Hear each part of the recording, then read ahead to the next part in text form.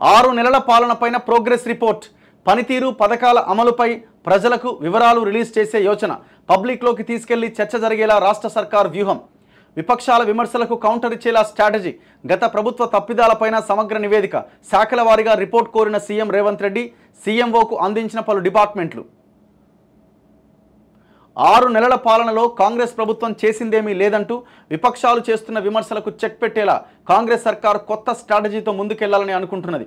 ఇందులో భాగంగా 6 నెలల పాలన, ప్రవేశపెట్టిన పథకాలపైన ప్రోగ్రెస్ రిపోర్ట్ తయారు చేసి ప్రజలకు వివరించాలని అనుకుంటున్నది.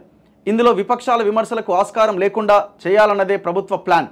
ఈ రిపోర్ట్ను పబ్లిక్లోకి తీసుకెళ్లడం ద్వారా ఆ స్థాయిలో చర్చ జరగాలన్నది సర్కార్ ఆలోచన. ఇందులో భాగంగా అన్ని శాఖలకు సంబంధించి 6 నెలల్లో అమలైన హామీలు, అభివృద్ధి పనులపైన నివేదిక ఇవ్వాలని ఇప్పటికే సీఎం రేవంత్ రెడ్డి అధికారులకు ఆదేశించారు. గత ప్రభుత్వ తప్పిదాలతో పాటు అప్పట్లో అమలైన హామీల్లోని డొల్లతనం, ప్రజాధనం దుర్వినియోగం వంటివి సైతం ఈ నివేదిక ద్వారా స్పష్టం చేయాలని సర్కారు భావిస్తున్నది. సో ఇట్లా ఒక ప్రోగ్రెస్ రిపోర్ట్ 6 నెలల్లో ఏం చేసినామన్నది చెప్తారట. 6 నెలల్లో మరి ఈ 6 గ్యారంటీలు, అమలు చేయని హామీలను కూడా మీరు చేసింది చెప్పండి, చేయండి ఏంది అన్నది కూడా ఎక్స్ప్లెయిన్ చేయండి. అది కూడా చాలా ఇంపార్టెంట్. ఇచ్చిన హామీలు ఏంది, ఎందుకు చేయలేకపోయినాం అన్నది కూడా కింద ఉండాలి.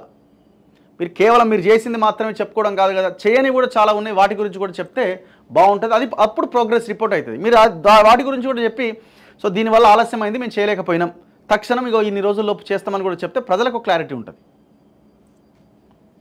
ఇప్పుడు జాబ్ క్యాలెండర్ ఉంది, 2 లక్షల ఉద్యోగాలు ఫస్ట్ ఇయర్ లోపు అన్నాం, మరి ఎందుకు చేయలేకపోయినాం, రీజన్ ఏంటి? ఎందుకు కొంత ఆలస్యం జరుగుతున్నది, రీజన్ ఏంటి? వీళ్ళు చేస్తున్న ఆందోళన, నిరుద్యోగులు చేస్తున్న ఆందోళనకి కారణాలు ఏంటి, మీరు ఎందుకు దాన్ని అడ్రస్ చేయలేకపోతున్నారు, రీజన్, ఇవన్నీ పెట్టాలా దీంట్లో. బెల్ట్ షాపులు రద్దు చేస్తామని అన్నారు, ఎందుకు చేయలేకపోయారు చెప్పాలి ఆన్సర్. ప్రతిదానికి ఆన్సర్ చెప్పాల్సిందే కదా.